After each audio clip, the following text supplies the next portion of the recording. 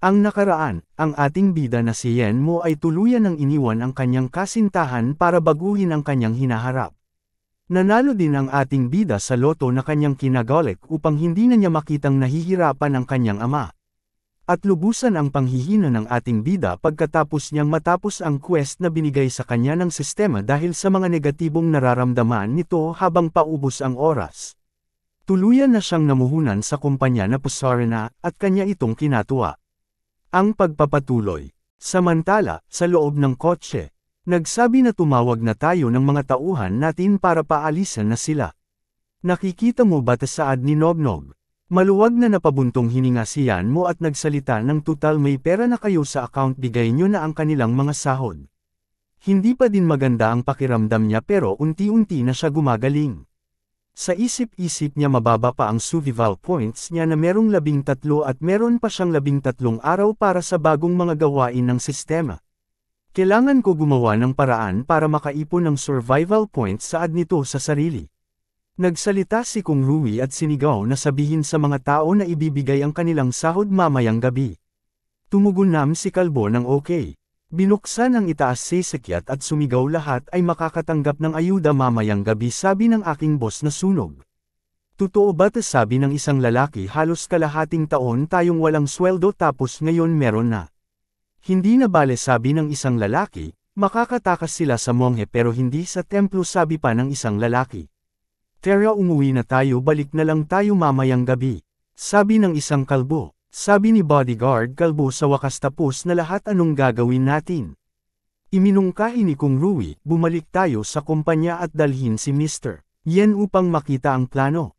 Pagkatapos ng ilang sandali, sa Fidelity Building, itinuro ni Kung Rui ang isang lokasyon sa mapa at binanggit na hindi na kailangan ang dating planning book. Inutusan niyang ang lugar na bilugan sa mapa ay dapat manatiling bakante sa ngayon. Walang gusali ang dapat itayo, at wala rin dapat galawin. Minarkahan ni Yen Mo ang isang lugar sa mapa at iminungkahi ang agarang pagbili ng lupain. Nagkomento si Kung Rui sa lokasyon sa silangan ng Jiangcheng City, itinuring itong masyadong malayo at binubuo ng abandonadong lupa. Bagamat mura, binigyang diin niyang ito'y walang praktikal na gamit at sa asensya ay hindi kanais-nais. Pinapalakas ang loob ni Kung Rui, ipinaliwanag ng ating bida na hindi kailangang mag-alala tungkol dito at dapat silang magtiwala sa kanyang paghatol. Inilalarawan niya ang pagtatayo ng ilang bagong paaralan malapit sa lugar na ito sa silangan ng lungsod, ginagawa itong isang perpektong lokasyon para sa isang komersyal na lugar. Ipinaliwanag niya na pagkatapos makuha ang lupaing ito, napakahalaga na magtayo ng isang malaking shopping mall, lalo na ng mga restaurant, isang snack street, isang bookstore, at isang quick hotel sabi ng ating bida. Ang dekorasyon ay dapat bago at kakaiba. Binibigyang diin niya ang kahalagahan ng pag-atas ng gawain sa isang construction team, inuuna ang katatagan kaysa bilis, na may kinakailangang matugunan ang tiyak na mga pamantayan sa kalidad. Tiniyak ng ating bida kay Nog, huwag mag-alala. Ako ang hahawak sa mga bagay na ito. Dagdag pa niya na kung susundin nila siya at gagawa ng maayos, hindi niya sila pababayaan ngunit bibigyan ng gantimpala ang kanilang tiwala sa kanyang mga plano. Binanggit niya na may isang investment reception sa Jingpang Hotel sa gabi, iminungkahi ni Kung Rui na kung interesado si Yen Mo, maaari siyang sumama upang makita ang iba't ibang proyekto.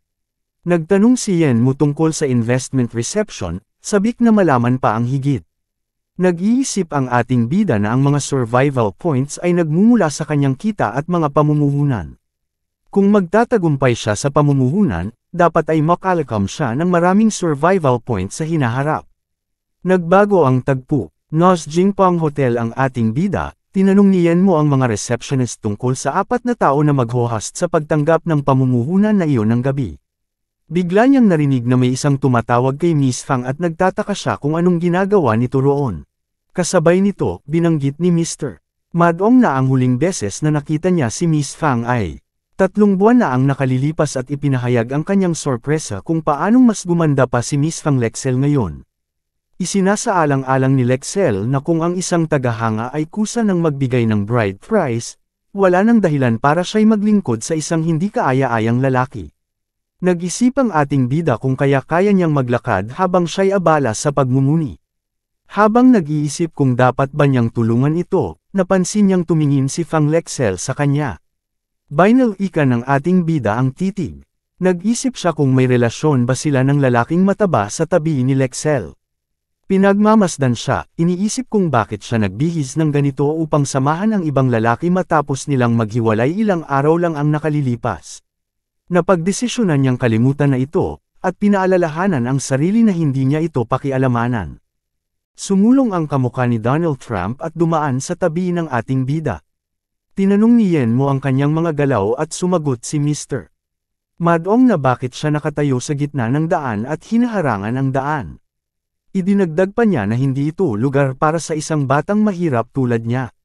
Tumugon ang ating bida, tinanong si Lexel kung siya ba ay nagbihis ng ganito ng kusa. Itinuring ni Mr. Madong na matapang si Yenmo, hindi man lang iniisip kung sino siya, at naglakas loob pang kausapin ang kanyang babae sa harap niya. Tinanong ni Yenmo ang relasyon nila ng matandang mataba, at tumugon si Miss Fang na wala itong kinalaman sa kanya. Sumagot si Mr. Madong, tinanong kung narinig ba ng ating bida ang sinabi ni Lexel, at idineklara na ang pagpapalapit sa isang magandang babae ay isang simpleng pangarap para sa katulad niyang tao. Nagmuni si Yenmo tungkol sa kanyang dating pagtingin kay Fang Lexel bilang isang simpleng mabait na babae, at natanto niya ang kanyang maling akala. Nagdesisyon siyang kalimutan na ito, dahil tapos na sila. Pagkalipas ng ilang sandali, sa ika-14 na palapag ng hotel sa lugar ng investment reception, dumating ang ating bida. Inabisuhan siya ng status window na mag-host ng isang investment at mag-sign ng isang business deal ngayong gabi, na magbibigay sa kanya ng 10 survival points. Nagmuni siya na hindi magiging madali ang pag-sign ng business deal kasama si Kung Rui. Nang magsagawa siya ng pananaliksik bago pa man, alam niyang maraming prominenteng kumpanya ang naruroon, at marami sa mga ito ay tiyak na nasa ilalim ng impluensya ng ating bida. Tinatanong siya ng gwardya sa gate kung bakit siya parang ulo ng langaw na pumapasok at kung alam ba niyang anong lugar ito, binigyang diin na walang mga estranghero ang pinapayagan. Tumugon ang ating bida, sinabing alam niyang isang investment reception ito. Tinanong ng gwardya kung alam ba ni Yenmo na isang investment meeting ito, at nagtaka kung alam ba ni Yenmo kung sino ang mga tao roon. Pinangalanan niyang lahat ng naruroon ay mahahalagang tao, mayaman na kayang magbigay ng mga dekada milyong dolyar, at tinanong kung karapat-dapat ba siyang pumasok. Tumugon ang ating bida sa hangal, sinabing siya rin ay naghahanap ng corporate investment. Inalis siya ng gwardya, tinanong kung anong klase boss ang nagbibihis ng ganito at tinawag na boss na naglilinis at kumikita. Ipinahayag ng gwardya na wala silang housekeeping service dito at pinaalalahanan si Yenmo na umalis nang hindi gumagawa ng gulo. Nagmuni si Yenmo sa paghatol ng gwardya base sa kanyang kasuotan. Bigla namang dumating si Mr. Madong. Malugod na tinanggap ng gwardya si Taba at pinansin si Yenmo, tinanong kung siya ba ang little brother mula sa ibaba. Tinanong kung paano nakarating si Yenmo dito. Inamin ng gwardya na totoo. Sinabing hindi nauunawaan ni Yenmo ang lengguwahe ng tao at patuloy na nagpumilit na makapasok para sa investment, sa kabila ng kanilang mga babala. Binanggit ni Mr. Madong ang kapal ng mukha ni Yenmo, tinanong ang kanyang kabutihang asal, at pinuna na nagsisimula pa lamang siya matuto tungkol sa pamumuhunan. Pinaalalahanan ni Mr. Madong si Yenmo na mag-isip muna tungkol sa pagkakaroon ng pera para sa sarili, magpaganda ng kasuotan, at iwasan ang kaiyahiya sa mga ganitong lugar. Inilantad ni Mr. Madong ang kapal ng mukha ni Yenmo, tinuligsa ang maling paraan ng paggamit nito sa pangungulit sa mga babae. Ipinakita niya ang babae sa tabi ng ating bida at tinanong kung siya ba ay isang tao na maaaring hangarin ng katulad ni Yenmo. Ipinahayag ng gwardya ang pagkabad trip sa ginagawa ng ating bida at tinanong kung bakit hindi nito pinansin ang kanilang mga babala. Binanggit ni Mr. Madong na naruroon si Kung Rui at ipinayo kay Yenmo na pumunta at makipagkita sa kanya. Tinanong ang ating bida si Fang Lexel kung ginagawa ba niya lahat ng ito para sa pera. Tumugon nito na wala itong kinalaman sa kanya.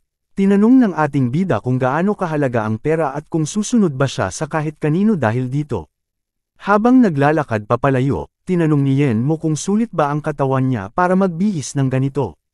Samantala, binati ng mataba si Kung Rui tungkol sa kanyang kumpanya. Binanggit na narinig niyang ito ay nakuha na ng isang mahalagang tao. Pinuri niya si Kung Rui sa pag-angat ng kumpanya at ang magandang direksyon na tinatahak nito. Inamin ni Kung Rui ang kanyang magandang kapalaran at ang hindi inaasahang pag-angat. Tinanong ni Kung Rui ang negosyo ni Mr. Madong. Tumugon si Mr. Madong na hindi maganda ang takbo ng kanyang kumpanya kamakailan at hindi siya kasing swerte ni Kung Rui. Dahil sa kanilang matagal ng relasyon, iminungkahi ni Mr. Madong na baka handang mag-abot ng tulong si Kung Rui. Sa puntong iyon, napansin ni Kung Rui ang ating bida at sinabi kay Mr. Madong na may kailangan siyang asikasuhin, kaya't iminungkahi niyang mag-usap na lang sila mamaya. Lumapit siya agad-agad sa ating bida para batiin at magbigay galang. Si Tabak Choi ay nagtataka kung bakit tinawag ni Kung Rui ang batang ito. Pinagmamasdan siya ni Fang Lexel at iniisip na si Yanmo. Si Madong naman ay nag-iisip din at pinagmamasdan ng ating bida na isang maliit na empleyado na may katamtamang itsura. Paano nga ba tinawag siyang Big Boss yan? Tinanong ni Madong si Kung Rui kung hindi ba siya nalilito sa kung paano tatawagan ang isang batang may dilaw na buhok. Sumagot si Kung Rui na ang hitsura ay maaaring magkamali. Si Yanmo ay ang bagong Big Boss ng Fidelity. Tinanong ni Madong kung siya nga ba ang bumili ng kanilang kumpanya at kinumpirma niyang ito ang ating bida na si Yanmo ay talagang mula sa kanilang kumpanya. Humingi ng paumanhin si Madong dahil sa hindi pagkakaintindihan, ipinaliwanag niyang wala siyang kaalaman tungkol sa pagkakakilanlan ni Yanmo kanina, kaya't hindi siya dapat magtampo. Nagpahayag ng pagsisisi si Tabak Choi tungkol sa pagkakamali at inalok niyang gawan ito ng kabutihan. Inaalok na imbitahan siya para kumain pagkatapos ng pulong tungkol sa pamumuhunan at ilang gawain kung siya ay papayag. Inutos niya sa kanila na pumasok. Dumaan sa harapan ng ating bida at tinanong siya, ikaw si Madong diba? Umalis ka sa dadaanan ko. Nagmuni-muni si Madong tungkol sa sitwasyon, pakiramdam niya ay binigyan niya si Yanmo ng konting pansin ngunit nakita niyang wala itong kahihiyan. Nagtataka siya kung akala ni Yanmo na magaling siya dahil lang sa may pera siya at nag-iisip kung paano niya ito haharapin. Pagkalipas ng ilang sandali sa lugar ng pulong tungkol sa pamumuhunan, may target si Kung Rui para sa cocktail party ng pamumuhunan. Sumagot si Yanmo na wala pa siyang target, at nagmungkahi silang magmasid muna. Iniisip niyang maraming kumpanya na ang nakakuha ng pansin, na nagpapakita ng kakulangan ng oportunidad. Napansin ni Yanmo ang isang board na naglalaman ng Nebula Group at nagulat nang makita ang isang nangungunang internet company mula sa nakaraang buhay na ngayon ay itinuturing na isang maliit na kumpanya. Nakakagulat, walang sinuman ang tila nagtatanong tungkol dito, silang dalawa lang. Isang lalaking may kayumangging buhok ang nagbigay sa kanya ng isang card, na nagsasabing ang Nebula Group nila ay pangunahing nakatuon sa mga produktong internet, partikular ang wireless routers. Sinuri ng ating bida ang card at iniisip niya ito si Zhang Penggayo, ang tagapagtatag ng Nebula Group, ay personal na nagsimula ng paghikayat ng mga mamumuhunan, na nagpapakita na ang kanyang tagumpay sa hinaharap ng walang nakakaalam. Sinabi ni Kung Rui na ang mga router ay gawa sa ibang bansa at maaaring hindi sapat ang domestic market. May isang lalaking may salamin na nagkomento, tama, mga bagay na tulad ng routers ay masyadong advanced para sa panahon at hindi pa handa ang bansa para dito. Kung may ganitong kapital, mas mabuting mag-invest sa computer hardware. Sumang-ayon ang lalaking may kulay abong buhok at nagsabing hindi pa naman gaanong mahal ang internet ngayon at dahil kaya nilang magbayad ng internet, reasonable lang ang mga bayarin sa internet. Isang lalaking may kayumangging buhok ang nagsalita sa mga boss, tinatanggap ang kanilang kakulangan ng optimismo tungkol sa hinaharap ng router. Gayunpaman, hinihikayat niya silang maniwala na ito ay nasa mga unang araw pa ng panahon ng internet at sa loob ng ilang taon, ang wireless networks ay magiging nangingibabaw sa merkado, at ang mga router ay magiging mainstream. Ipinagpaliban ng lalaking may salamin ang ideya at nagsabi na tanging walang alam lamang ang mag-i-invest sa isang produktong may ganitong hindi matatag na hinaharap. Sumang-ayon ang lalaking may kulay abong buhok, na nagsabing hindi kwalipikado ang maliliit na negosyo na makapasok, nagtatanong kung paano nila nakuha ito. Sinabi ni Yanmo na siya ay bumuboto upang maglagay ng puhunan ng 15 milyon sa router ng kanilang kumpanya. Pinayuhan siya ni Kung Rui na huwag maging padalos-dalos at mag-isip muli. Naghanap ng kailanwan ang lalaking. Kayumanggi ang buhok, tinatanong kung talagang sinabi ni Yanmo na mamumuhunan siya ng 15 milyon sa kanilang kumpanya at pinatibay na tama ang narinig niyang sinabi. Nagpahayag siya ng malakas na optimismo tungkol sa kumpanya, naniniwala na bagamat hindi pa ipinapakita ng Nebula Group ang potensyal nito, sa pag-unlad ng internet, magkakaroon ng maliwanag na hinaharap ang Nebula sa nalalapit na panahon. Inilahad niya na tama siya. Pinayuhan ni yellow-haired Taba na huwag pansinin ang kalokohan ng bata, nagsasabing wala siyang kakayahan at isa lang siyang palakas ng loob. Binanggit niya na ang batang ito ay nagsalita ng maraming kalokohan sa pintuan kanina. Nag-usisa ang lalaking may kulay abong buhok kung kilala ba niya ang batang ito. Sumagot si Madong at sinabi na kahit marinig lang ang pangalan nito ay tila 30 taon ang tanda niya at tinanong kung karapat-dapat pa siyang makilala. Sinabi ni Kung Rui kay Madong na sila rin ay itinuturing na kalahating kasamahan, at mas gusto niyang hindi magsalita ng marami, ngunit mas mabuti nang hindi magpakalat ng kalokohan. Nang himasok ang hangal at nagsabi na kung hindi niya ito babanggitan, baka makalimutan pa ito. Itinuturo niya na alam nilang lahat na sila ay nasa ilalim ng parehong Dragon Group. Inakusahan ni Monem si Kung Rui ng malubhang utang, sinadyang hindi binabayaran ang sahod ng mga manggagawang sibilyan, nagplano na kunin ang subsidiary company upang makuha ang pera at magplano ng lisanin ang junctions mag-isa.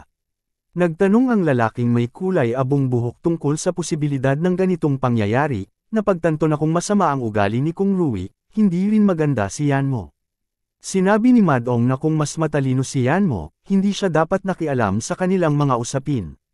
Nagalit si Kung Rui at sinubukang makipagharap kay Madong, ngunit si Yanmo ay nakialam. Tinanong ni Yanmo ang tiwala ni Madong, nagtatanong kung sigurado siya na wala siyang 15 milyong pampuhunan. Ipinahayag ni Madong ang hindi matitinag na tiwala, nagsasabing hindi pa siya nakakakilala ng mayamang tao na tinatawag na Yanmo. Tinanong kung magkano na lang ang natirang pera ni Yanmo matapos bilhin ang Fidelity. Nagmungkahi si Yanmo ng isang pastahan, hinahamon si Madong kung kaya niyang mamuhunan ng 15 milyon agad sa Nebula, sa gitna ng katotohanan tungkol sa Fidelity. Tinanggap ni Madong ang pastahan, nagsasabing tiyak na hindi kayang mamuhunan ni Yanmo ng 15 milyon sa Nebula at matatalo siya sa pastahan. Sinabi ng ating bida na kung matalo siya, magpapaluhod siya at hayagang aaminin ang kanyang pagkakamali, sasampalin ko ang sarili ng 3 beses, at malinaw na aaminin ang kanyang kakulangan sa katapatan. Sinabi niyang siyempre, kung matalo sa pastahan, gagawin ni Madong ang parehong bagay para sa kanya at tinanong kung ano ang nararamdaman niya tungkol dito. Inisip ni Madong na wala ng pera ang ating bida para mag-invest sa Nebula, ngunit laging may malasakit sa lahat ng bagay, at kung sakaling matalo, hindi magiging garantiya ang kredibilidad at reputasyon ni Yanmo. Bakit hindi mo subukang sumugal? Natatakot ka ba? Tanong ng ating bida sa matabang hangal. May nagsalita sa likuran ni Madong, lahat ay nag-aantay ng kalahating araw para sa palabas na ito, wag mo kaming bitinin sa kasiyahan ng lahat. Dumating si Tang Ming, ang unang pamilya ng Jiangcheng City at ang pangalawang anak na lalaki ng pamilyang Tang. Sa pagkakataong iyon, tinanong ni Tang Ming kung sumasang-ayon si Madong. Tinanong ni Madong ang dahilan ng pagdalo ni Tang Ming.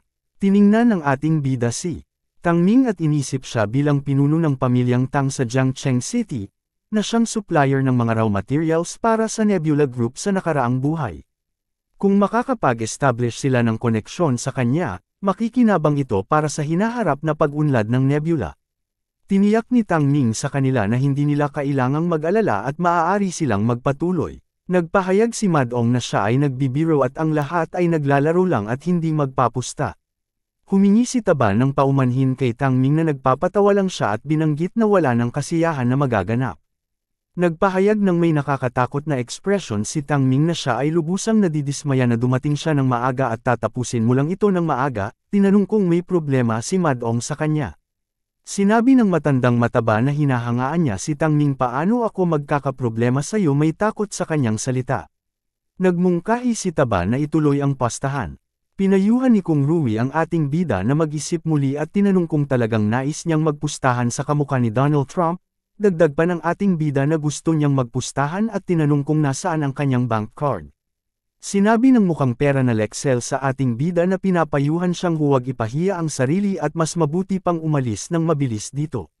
Hinayla ni Madong si Lexel at sinabi tignan mo yang hindi na pwedeng umasa sa tansong pangkistang dumating na ang kahihitnaanan niya hindi pa din siya umaamin sa kanyang pagsuko. Tinatanong ni Madong kung paano magtatagal pa siyan mo sa pagpapanggap, na nagsasabing ang pagkilala sa pagkakamali ngunit hindi ito inaaksyonan ay isang pag-aaksaya ng oras. Natagpuan niyan mo ang kanyang card at ipinaalam sa iba tungkol dito. Sinabi niya kay Jiang Penggayo na ang pagiging tao ay tulad ng paggawa ng negosyo, binigyang diin ang kahalagahan ng pagiging tapat. Ayon kay Yanmo, mayroon siyang pondo sa kanyang card kung papayag silang makipagtulungan, at maaari niyang agad na ilipat ang perang pamumuhunan. Pumayag siya sa kooperasyon, na nagsasaad na kukuha siya ng point of sale system. Pinag-isipan niyang bagaman ang binata ay simpleng manamit, may matatag itong mga kamay, kaya't siya'y isang maaasahang tao. Kinuha ni Madong ang card ng ating bida ipinahayag ang kanyang pagkainis sa patuloy na pagpapanggap ni Yanmo. Nagsabi si Mondong na ang isang tao na kayang mag-withdraw ng 15 milyong pesos gamit ang kanyang kamay ay gumagamit pa ng karaniwang bank card, isang nasunog na dyaryo sa libingan, na niloloko pa pati ang mga kaluluwa.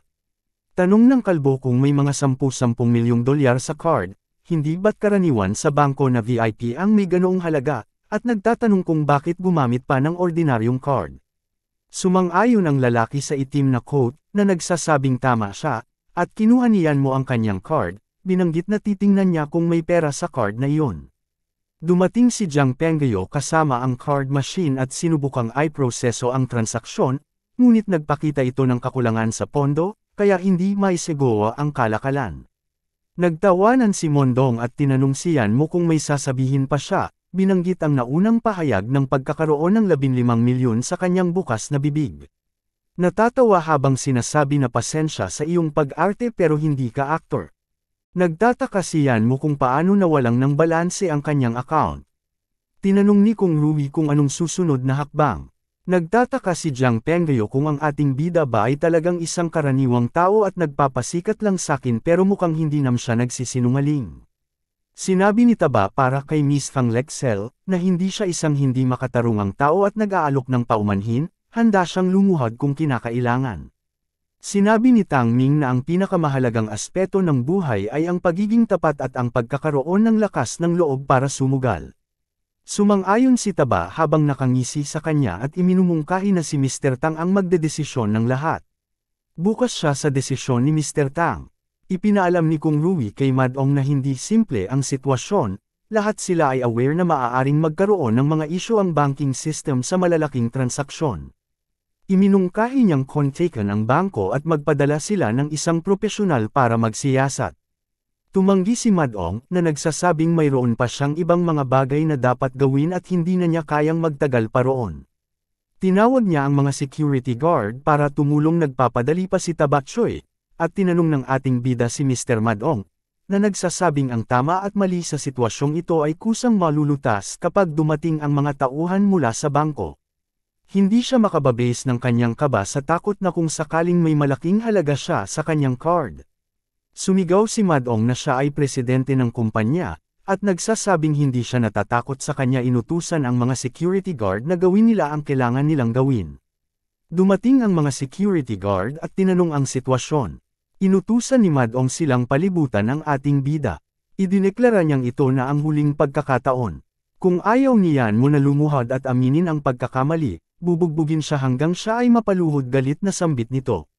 Isinaad ng ating bida masyado pang maaga para lumuhod ako hindi pa naman ako natatalo. Ipinahiwatig niyang si Madong ang dapat ang lumuhod kung mayroong kailangang lumuhod. Bamulong sa sarili sa tingin ba nitong mataba na madali lang ako pagtripan. Sinabi ni Madong na hindi siya titigil hanggang hindi niya nakikita si Yanmo sa lupa. Nagsalita ang bodyguard na kalbo ni Kung Rui, at nagsasabing makikita ninyo hinahanap niyo kung tatangkain niyong hawakan si Mr. Yan. Tiwala siya sa kanyang kakayahang makipaglaban sa dalawa ng ako lang paano lilinisin tong 5 o 6. Agad-agad sumugod ang ating bida na si Yanmo at nagsalita ang mga ito ay bilang isang pangkat ng mga kalat na isda at nagulat si Kalbu sa bilis ng ating bida at napasambit na natao pa ba siya. Sinabi ni Madong na may lakas kung mayroon kang lakas ng loob na hintayin ako. Bukod pa sa medyo parang bisiro na lakas ng katawan, wala na siyang silbi. Laging nagugulat si Gold Digger sa kanyang nasasaksihan, nag-iisip tungkol sa hindi inaasahang kakayahan sa pakikipaglaban ng ating bida. Pinagmamasdan ni Tang Ming ang mabilis at maayos na paraan kung paano tinapos niyan mo ang ilang security guards, tinatanggap na may mga bagay na hindi dapat husgahan batay sa itsura. Hiniling niyang magbigay daan ang lahat, ipinaliwanag na nakatanggap sila ng tawag mula kay Mr. Kung at dumating upang suriin ang sitwasyon. Binibigyang diin ng hangal na si Madong na walang silbi para sa alinmang mga tauhan na makialam hanggat hindi tapos ang kanilang usapan. Iminungkahi ni Tang Ming na dahil naroon na ang mga tao, hindi naman masama na maglaan ng ilang minuto para hayaang tingnan nila kung ano ang nangyayari o hayaang matalo si Yan Mo. Pumayag si Madong, para sa kabutihan ni Yang Tang, nabigyan si Yan Mo ng pagkakataong ito, nagbabala si Taba na kung talagang si Yan Mo ang may problema, paparusahan siya ng matinding kamatayan. Sinimulan ng isang representante ng bangko ang pagsuri sa balanse ng account ni Yan Mo, na nagpapakita ng zero balance. Tinanong kung ang mga kamakailang transaksyon ba ni Yan Mo ay lumampas sa 50 milyon.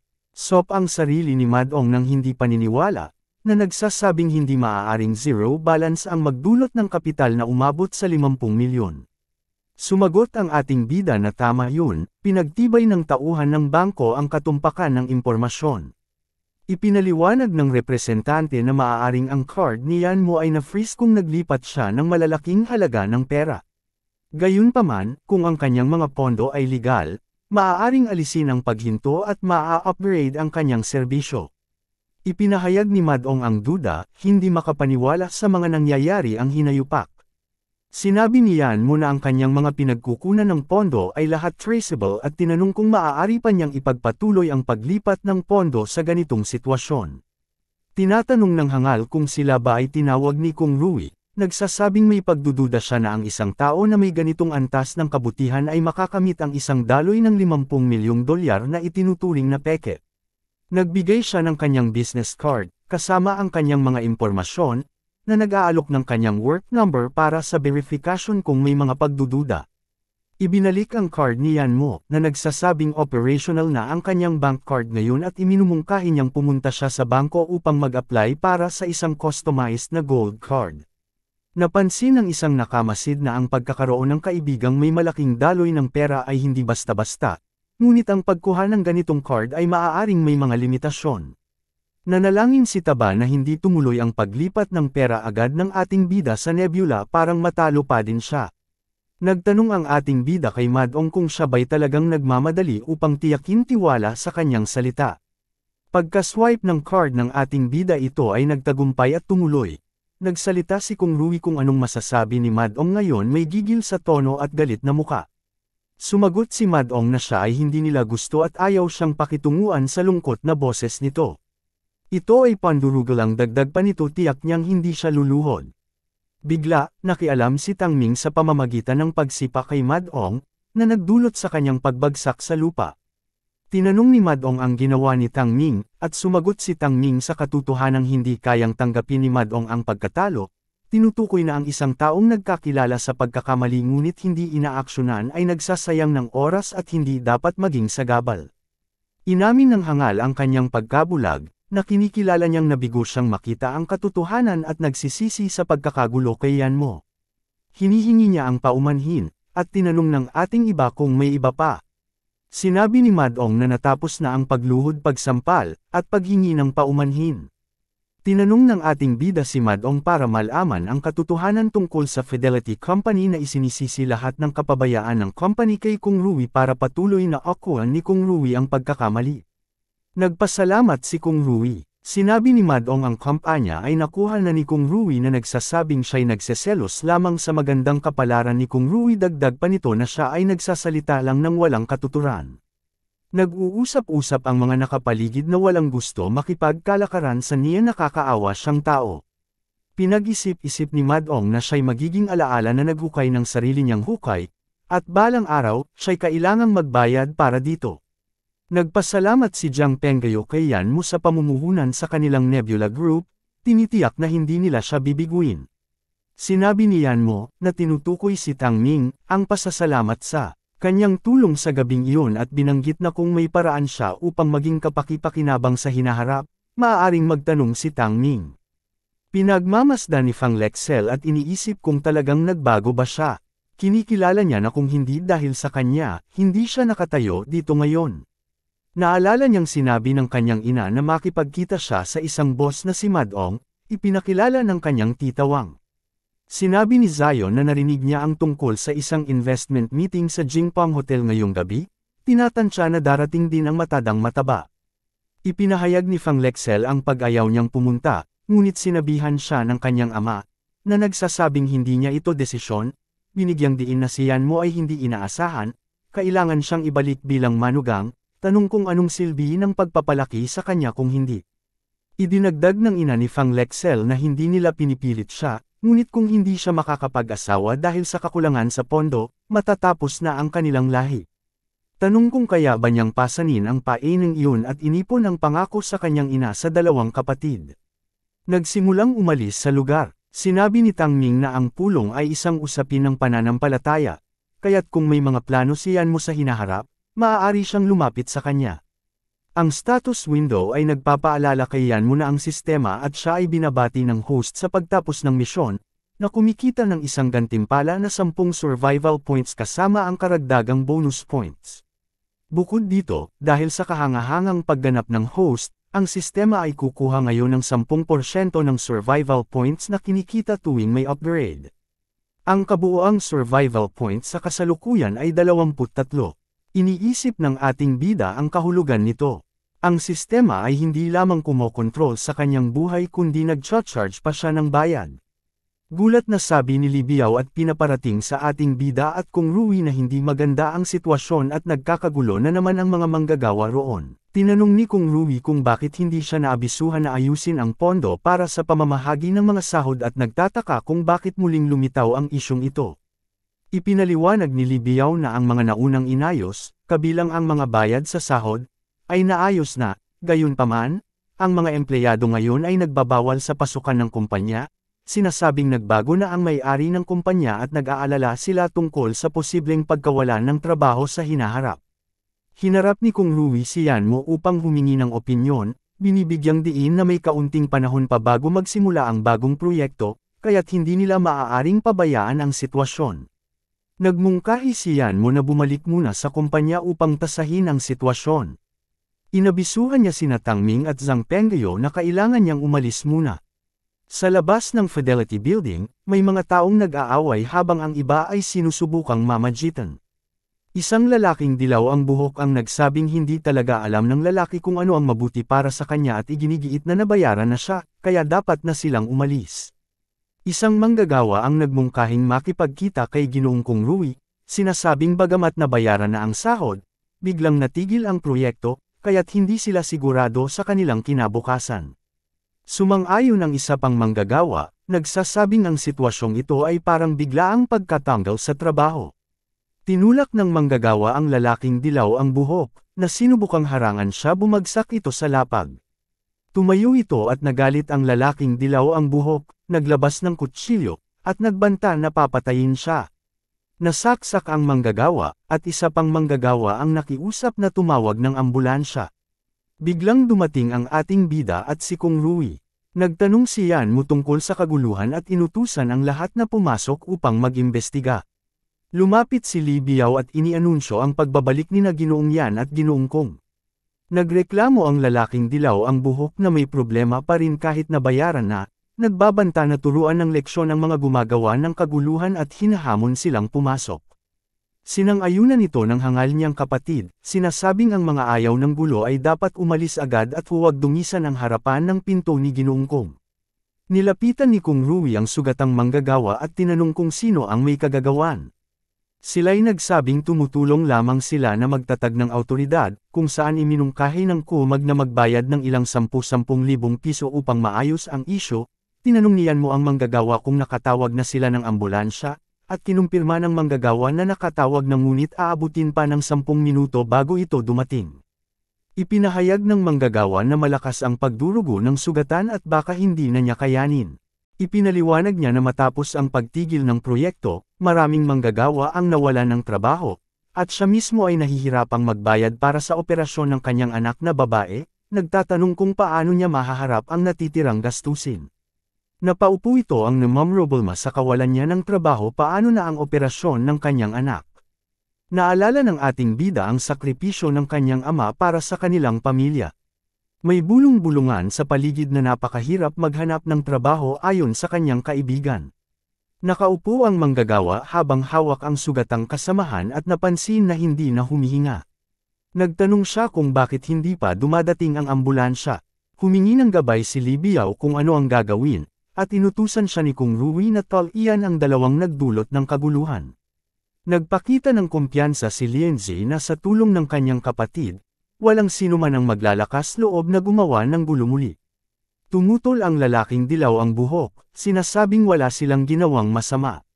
Binanggit ni Libiao kung paano natagpuan ni Ginoong Kung ang dalawang magugulong indibidwal, na parabang babagsak na ang langit dahil sa kanila galit na salita nito. Sinuri ng ating bida ang sugatang manggagawa at napansin na wala ng hininga. Inabisuhan ng status screen na humihinga pa siya ngunit nasa lubhang kritikal na kalagayan.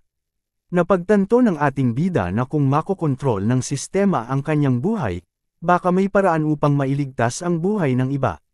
Tinanong niya ang sistema kung may paraan upang iligtas ang sugatang tao sa pagkamatay. Inabisuhan siya ng status window na pagkatapos ma-upgrade ang sistema, magkakaroon ng gamot sa pagkabuhay sa tindahan ng sistema na maaaring ipagpalit gamit ang survival points. Ipinakita ng system store ang iba't ibang item. Napansin niyan mo na may 3 pills lang para sa lakas, agility, at stamina sa tindahan, ngunit wala itong silbi sa ngayon. Nagtanong siya sa sistema kung may ibang paraan.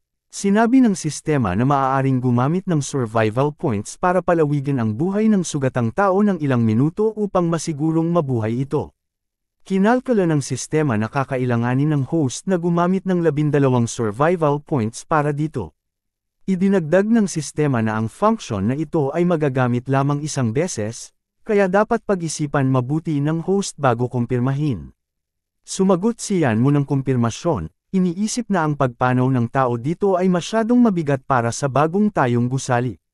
Inabisuhan siya ng status window na ang survival points ay naging negatibong 12, at may 11 puntos na natitira. Sinabi ng manggagawa na humihinga na muli ang nasugatan at sinabihan ang sugatan na huwag sumuko, tiniyak na paparating na ang ambulansya. Itinali ni Libiao ang mga manggugulo at iniulat na sinugardo na niya ang 2 kumag. Tumutol ang taong may dilaw na buhok, sinasabing ginagawa nila ito para sa kabutihan ng kumpanya at hindi dapat nangyayari ito. Tinanong niyan mo kung ang ganitong mga aksyon ay talagang para sa kabutihan ng kumpanya. Nagulat ang lalaki sa pagharap niyan mo. Sinabi ng kumag kung siyan mo ba ay isang bata na hindi makakakuha ng pera kay Mr. Kung. Tinanong ni Kung Rui kung ano ang nangyayari, at inutusan niyan mo na tanungin ang mga ito. Inilagay ni Libiao ang paa niya sa binti ng dilaw na kumag at sinabihan nitong huwag magsalita ng walang galang. Ipinaliwanag ng hangal na may utang ang batang ito ng $250,000 sa mga loan. Dagdag pa nito, kailangang mabayaran ang utang kinabukasan. Sinabi ng kapatid nito na kung hindi mababayaran ng bata ang pera, maaaring ibenta ang maganda niyang kapatid sa itim na pamilihan, na tinatayang nagkakahalaga ng $1,000,000. Nagalit si Kung Rui at tinanong kung iniisip nilang parang black market club ang kumpanya niya, ipinahayag ang pagkagalit na inilalagay nila ang kanyang buhay sa peligro. Ipinaliwanag niyang alam niya ang sitwasyon ng kumpanya bago pa man. Sinabi niya na si Madong ang nag-alok ng paraan upang makalakam ng pondo, at wala siyang magawa kundi payagan sila. Napatanong ang ating bida na si Taba. Nilinaw ni Nog na hindi niya intensyong saktan ang sinuman. Ngunit ngayon na nakuha na ang fidelity, wala nang natitirang dayuhang utang. Biglang sinipa sa tiyan ang dilaw na buhok sa lakas na pangiwi ang kumag. Ang mga manggagawa ay nagulat at sinabi na matagal na silang binubuli ng dalawang ito at ang kanilang mga katrabaho. Sa gulat na ekspresyon sinabi ng naka-helmet na parang reincarnation ng langit. Idinagdag ng isa pang manggagawa na ang batang ito ang may-ari at kumuha ng kumpanya. Dumating ang ambulansya, at bumaba ang doktor dala ang stretcher. Inilagay nila ang sugatang manggagawa dito, at sinabi ng doktor na buhay pa ito ngunit kailangang sumailalim agad sa blood transfusion. Pinayuhan silang huwag harangan ang daan. Napaisip si Kung Rui kung gaano sila kapalad na walang malubhang nangyari at nagtanong tungkol sa susunod na gagawin. Iminungkahi ng ating bida na asikasuhin muna ang mga manggagawa, tiniyak na hindi na nila kailangang maghanap ng ibang engineering team para sa proyekto. Sinabi niyang dahil nagtatrabaho sila ngayon, hindi nila kailangang mag-alala tungkol sa trabaho. Isang manggagawa ang nagtanong tungkol sa nakaraang 6 na buwang hindi nababayarang sahod at kung magpapatuloy pa rin sila sa ganitong sitwasyon. Isa pang manggagawa ang nagpahayag ng pagdududa na kung ganoon pa din ba ang kanilang sahod, kung tumakbo ka mahahanap ka pa rin ba namin. Tiniyak niyan mo sa mga manggagawa na hindi nila kailangang mag-alala. Ang kumpanya ay gagawa ng kontrata para sa manggagawa upang masiguro na mababayaran ang kanilang sahod at masigurado ang kanilang personal na kaligtasan sa trabaho. Dagdag pa rito, makakatanggap sila ng dibidendo sa pagtatapos ng taon. Naalala niya ang nakaraan kung saan nabalian ng paa ang kanyang ama sa isang construction site, naging baldado at nawalan ng trabaho. Isang manggagawa ang nagsabi na narinig niya na ang mga maayos na nagtatrabaho ay maaaring pumirma ng kontrata, at kung hindi sumunod dito ang kumpanya, maaaring mamulta o ma-report sa ahensya ng seguridad. Sinang-ayunan ito ng isa pang manggagawa. Ito ang unang beses niyang narinig na kailangan pang pumirma ng kontrata at magbigay ng dibidendo sa mga sibilyang manggagawa bilib na sambit ni Kalbo. Talagang mayaman at may kakayanan siya, hindi pwedeng magbulag-bulagan, tignan mo na lang ang kumpanya kung saan siya namuhunan, hindi lang ito utak na nasa tubigan, dagdag pa nito. Binanggit niya na kung wala si Yan Mo, siguradong bumagsak na ang kumpanya. Tinanong ni Li Biao ang mga hangal kung ano ang dapat gawin sa kanila at inusisa si Kung Rui. Sumali si Yan Mo sa diskusyon at nagmungkahi ng solusyon upang mapanatili ang reputasyon ng kumpanya at masiguro na hindi na ito mauulit. Iminungkahi niyang sagutin ng kumpanya ang gastusin sa pagpapagamot ng nasugatan na sibilyang manggagawa ngayong gabi upang maiwasang maulit ang ganitong sitwasyon. Tiniyak ni Kung Rui sa ating bida na aasikasuhin niya agad ito at pasimudan agad sisiguraduhin na walang magiging problema. Sumangayon ang ating bida at sinabing aalis na siya sa kabila ng alok ni Rui na ipahatid siya kay Kalbo. Tumanggi si Yan Mo, piniling umuwi mag-isa. Napansin ni Kung Rui ang determinasyon ni Yan Mo, binanggit na mas bihasa pa ito sa negosyo kaysa sa kanya. Umaasa siyang sa paglipas ng panahon, magbabago rin ang opinyon ng iba tungkol kay Yan Mo. Binibigyang diin na lahat sila ay naniwala sa kanya noong una. Makalipas ang ilang sandali, umuwi na si Yan Mo. Tumayo siya sa harap ng pinto, nag-iisip kung uuwi ba ngayong araw ang kanyang mama at papa. Tinanong ni Meng Yo kung bakit siya dumating ng ganoong oras, at ipinaliwanag niyang may inas-ikaso lang siyang tungkol sa kumpanya. Napansin nito na mas nagsusumikap siya ngayon kaysa dati, iniisip kung ito ay may kaugnayan sa nalalapit niyang kasal kay Sister Fang Lexel, na agad naman niyang itinanggi. Binanggit niyang plano niyang dalhin ito sa isang lugar bukas. Naalala niyang gusto ni Meng Yo na tumira sa isang malaking bahay, at ngayon ay tila matutupad na ang pangarap na iyon. Nang tanungin kung saan sila pupunta, pabirong sinabi niyang malalaman niya bukas. Umalis siya, anong oras na para magpahinga. Napansin ni Meng Yo ang misteryosong kilos ni Yan Mo nitong nakaraang 2 araw, pakiramdam niya ay tila ibang tao na ito. Humiga si Yan Mo sa kanyang kama, iniisip ang mata ng Buwan Master God System, na hindi lamang kontrolado ang kanyang buhay kundi pati na rin ang buhay ng iba. Habang hawak ang sistema sa kanyang kamay, nakatanggap siya ng abiso na papasok ang host sa system space kapag ligtas na ang kapaligiran. Tinanong ng sistema kung handa na ba ang tagapagtanghal para sa panahon ng pagmamana. Inabot ni Yan Mo ang loob ng sistema at tinanong kung ano ang ibig sabihin ng pagmamana. Ipinaliwanag ng sistema na ang kanyang pagkabuhay muli ang pagsisimula sa pagbagsak ng espasyo at oras. Upang mapanatili ang katatagan ng espasyo at oras, ginagamit ang araw-araw na paglikom ng survival points ng host. Gayunpaman, may mga panlabas na puwersang nakaapekto sa espasyo at oras, at kailangang tanggapin ng host ang pagmamana ng Panginoon na Diyos, kung hindi, ang mundo ay malapit ng mabura. Ipinahayag niya ang kanyang pag-aalala tungkol sa nalalapit na pagkawasak ng mundo, na nag-udyok sa sistema na ipaalam sa kanya na ang mga paghahanda para sa proseso ng pamamana ay isinasagawa. Ipinahayag niya ang kanyang kawalang handa para sa sitwasyon at tinanong kung ano ang nangyayari. Ipinaalam ng sistema sa kanya na matapos ang pagtatapos ng pamamana, ang antas ng sistema ay malilimitahan at wala ng mga gawain ang maatas sa host. Pinagnilayan niya kung paano siya tila niloko ng sistema mula sa simula. Pagkaraan ng ilang sandali, ipinaalam ng sistema sa kanya na matagumpay nang natapos ang pamamana at inutusan siyang tingnan ang kanyang personal na pano. Habang sinusuri ang mga detalye sa status window, tinanong niya kung hindi pa tapos ang pamamana dahil nasa 1% lamang ang progreso. Ipinaliwanag ng status window na dahil sa kakulangan ng mga pangunahing katangian ng host, pansamantala niyang hindi ma-access ang lahat ng mga namamanang kakayahan. Naiinis, bumalik siya sa kanyang kwarto, na nagpapahayag ng pagkadismaya at nagsabing, anong panloloko? Kalimutan na lang. Buo ang loob, sinabi niyang hanggat siya'y nabubuhay, sa huli malalaman din niya ang lahat. Samantala, si Mengyo ay nakatayo sa labas ng kanyang kwarto, may dalang pinggan na may ilang hiniwang mansanas, iniisip kung masyado bang pagod siyan mo dahil lampas tanghali na at hindi pa siya bumabangon. Lumabas siyan mo mula sa kwarto, at tinanong niya tungkol sa kanilang mga plano para sa araw na iyon dahil nabanggit niya kagabi na pupunta sila kung saan. Inamin niyang halos nakalimutan niya ngunit iminungkahing pumunta na lang sila mamaya. Pagkaraan ng ilang sandali, naglalakad si Yanmo at Mengyo sa kalye ng Jiangcheng City, pinagmamasdan si Fang Lexel. Tinanong ni Mengyo kung si Sister Fang Lexel iyon. Napansin niya itong papunta sa Jingpang Hotel, at nagpahayag siya ng pag-aalala, napansin na tila may mali kay Sister Fang Lexel. Tinanong ni Mengyo kung ano ang maaaring mali, at tumugon si Yanmo na iyon ay sariling desisyon nito at hindi niya kailangang alalahanin. Pagkaraan ng ilang sandali, sa departamento ng pagbebenta ng Blue Water Bay, nagtatanong si Mengyo sa ating bida kung ano ang nangyari sa kanilang dalawa. Pinayuhan ni Yanmo si Mengyo na tumigil sa pagsasalita at iminungkahi na tingnan muna nila ang bahay bago magsara ang departamento ng pagbebenta. Tinanong ng receptionist kung naghahanap sila ng bahay. Sinabi ni Yanmo ang kanyang interes na tumingin ng isang villa.